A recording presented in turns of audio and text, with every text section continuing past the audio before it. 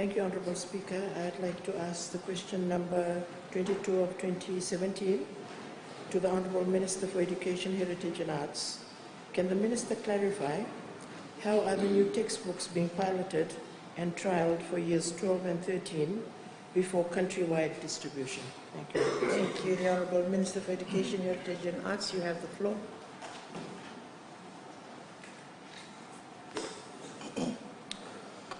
Madam Speaker, I want to thank the Honourable Member for asking the question. Madam Speaker, textbooks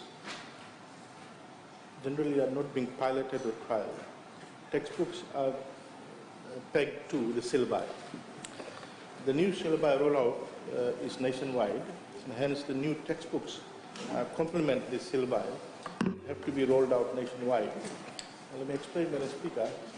Year 12 and 13 are external examination. You can't have 20 schools sitting for using one textbook and sitting for one set of exam paper, and another, 90 schools sitting for another set of textbook, another set of exam papers. It doesn't happen that way. But let me explain you in detail, Madam Speaker, former Minister for Education, about how we came up developing the new syllabi and textbook. Madam Speaker, let me provide the details and the changes that have occurred in the robust process that was followed for the development and implementation of the new syllabi and therefore the textbooks for year 12 and 13. The following subjects have a new syllabi implemented in 2017, and these are accompanied with new textbooks. For year 12, Madam Speaker, English, mathematics, biology, chemistry, accounting, Vasavakaviti, Hindi, home economics, applied technology, agriculture science, office technology, technical drawing. These are for year 12, Madam Speaker. For year 13, one subject, pure studies. Madam Speaker, the syllabi and textbook for each of the above subjects were developed in 2015. So it's not something done overnight in November or December last year and sent to schools. For year 12 subjects were considered as alluded to earlier on. For year 13, one subject. The rest of the year 13 subjects are still taught using the old prescription. And there's a difference between prescription and syllabi. If there's a question, I'll respond to that, Madam Speaker. The development of this in 2015 was in light of the new year 11 syllabi implementation, Madam Speaker. So prior to 2015, new year 11 syllabi was implemented. So then we had to follow on and have the new syllabi for year 12, and therefore year 13 will follow as well. At the moment, we just introduced one for year 13. Madam Speaker, year 12 syllabus textbooks was for physics, economics, geography, history, computer studies, was developed in parallel with year 11 syllabus textbook in 2014. So in 2014 it was developed and implemented in 2015. Madam Speaker, year 12 syllabus for English, mathematics, biology, chemistry and accounting were also developed in 2014, but was not implemented in 2015 because the textbooks were not ready. So the syllabi was developed earlier on, but it was not implemented because we need to have the textbook to support the teachers with respect to resource material. However, the year 12 syllabi documents for these particular subjects had already been sent to schools with year 11 syllabi and available for teachers' scrutiny. And feedback from 2014 to 2016, Madam Speaker. So we had 3 years given for teachers to provide feedback on these materials, Madam Speaker. Madam Speaker, so the development of the syllabi and the textbook for each subject was a year-long process, Madam Speaker, and then feedback from teachers.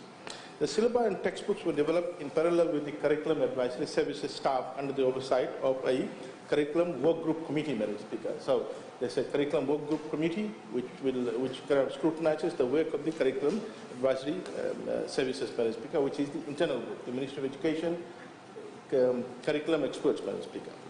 Madam Speaker, the Curriculum Work Group Committee members comprised of subject matter specialists from the Ministry, and we'll have about 10 to 12 senior teachers. So, Madam Speaker, for example, biology. So for biology, it will be the senior education officer, the education officer biology, and the research officer biology. And then they will have about 10 to 12 teachers from the HODs in biology from different schools, Madam Speaker. So to ensure that we capture the school dynamics in there and the feedback from the heads of departments, Madam Speaker. There were 3 minimum working group meetings throughout the year, Madam Speaker. So once the curriculum staff are able to develop a particular chapter, then let's say 3 chapters, then they will have a meeting with the working group, which will consist of the HODs, and where they'll have a workshop and discuss topic by topic, Madam Speaker. During and after the syllabi and textbook development, university students, university lecturers were involved as part of the consultation process and feedback, Madam Speaker. So the next step would be when the working committee will, after consultation with the curriculum staff and the teachers, the HODs, will then consult the university lecturers to get expert advice on the subject matter for suitability at that particular level, whether it's level 12, year 12, year 13, Madam Speaker, so that it's pegged at appropriate level. Madam Speaker, benchmarking of the curriculum was carried out with overseas countries, including the textbook and syllabi development. Once the curriculum working group committee had vetted this complete syllabus and textbook, it was presented to the curriculum council by November 2016 for approval, Madam Speaker. So you have got this curriculum staff in the curriculum section, then you've got the working committee who will consult the HODs and then the university lecturers. Then from there, once it's approved, it comes to the curriculum council, Madam Speaker. The curriculum council comprises of senior management of the ministry, which examine each syllabi and textbook, but it is more a policy matter. The content is left to the experts, which are at the 2 levels, which is the curriculum staff and the curriculum working committee, where the experts are, which includes the university lecturers, Madam Speaker. Madam Speaker, the syllabi and textbooks were held in 2016 for the final set of consultation with various stakeholders, and we started printing in middle of October so that we can start the dispatch in end of November, and dispatch started in November, December and January, Madam Speaker. So all syllabi and textbooks copies were uploaded on Ministry of Education, Heritage and Arts homepage. Madam Speaker, so all the syllabi, all the textbooks right from year 1 to year 13, you'll find a soft copy available at the Ministry of Education homepage. Anyone can download free. It's copyright, but anyone can download free, Madam Speaker. And a circular was sent to schools on implementation of the new syllabi and textbook, and the textbooks were given to every school so that teachers can use it as a resource material, Madam Speaker. Thank you. Thank you. Honourable Leader of Opposition. Supplementary question, Madam Speaker. I thank the Honourable Minister for his very long-winded explanation on a very simple question, where he tells us that this goes through the new textbooks goes through a curriculum staff, HODs, curriculum council, content, etc., Madam Speaker.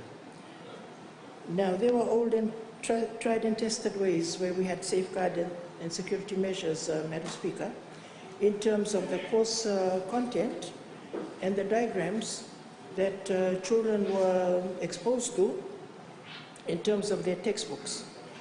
I picked up a Year 7 textbook, Madam Speaker, thinking that it might be one of the textbooks belonging to years 12 or 13, because the diagrams in that particular textbook, Madam Speaker, is very specific and, graphic.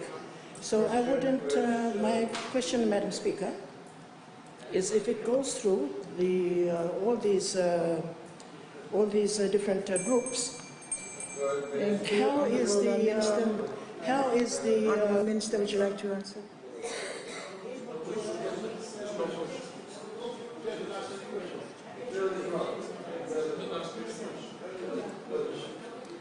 I'm sorry, your time had left before you asked your question. I will now give the floor to the Honourable Biman Prasad. Can the Minister inform the House about his big announcement on textbook being supplied on tablets to year 12 and 13 students? Honourable Minister. Madam Speaker, this question deals with tiling of textbooks and syllabi. If Honourable Prasad, my turn. If Honourable Prasad wants to ask about digital literacy program, he should field a separate question tomorrow. Thank you. I'll now give the floor to the Honourable Michael Eleven. Point of order. I think it's ridiculous for the minister to say that I need to ask a new question. It's about textbooks. It's about textbooks. He promised the people of this country, the students, that he will provide textbooks on tablets. This is the problem. He makes big announcements without thinking. And he needs to answer why he said that.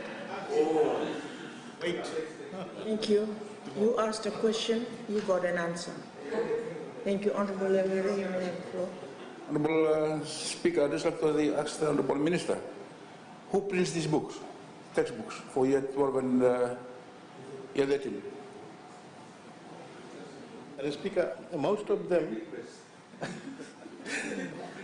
we have, most of them, Madam Speaker, given the volume of it, we had to tender out through the Fiji Procurement Office, and some of them are printed at the government printing. Thank you. Thank you. And now I give the floor to the Honorable William Inabo. It's not closed down. Thank you, Honorable Speaker. I saw a textbook today illustrating the reproductive system in very graphic terms. My question is, who decides on the content of these textbooks? Because they're likely to fall. Year 7 now have illustrations of the reproductive system in very graphic terms. There must be a value system that translates to what we want our children to learn through textbooks. Who decides on this? Honorable Minister. The experts decide. Thank you. Oh. Thank you.